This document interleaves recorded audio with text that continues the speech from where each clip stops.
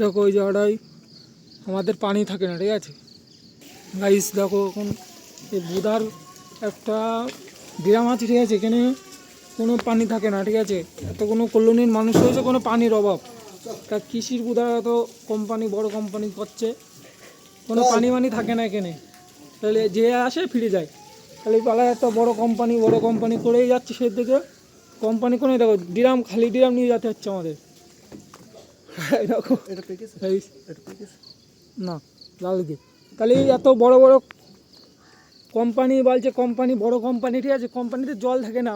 এত কর্মীর মানুষ যারা কাজ করছে তারাও সে জল পাচ্ছে না। আমরা এই যে রুমে ভাত খাবো, এখন জল লাই, কী করে খাবো সেই সব ধ্যান নেই, শুধু কাজে নিয়ে ব্যস্ত, ঠিক আছে। মানুষ কীভাবে ঘুমাবে, মানে এমন পরের ভিডিওয়ে দেখাচ্ছিলাম না তোমাদের, মানে উপর দিয়ে জল পড়ছে ঘর দিয়ে, এখন দেখো জল নেই খাবার।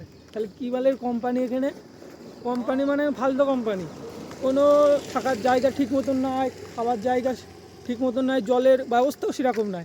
তা কী করে থাকবে মানুষ এখানে? হ্যাঁ গাইস দেখো ভিউটা দেখো কেমন, বলবো আর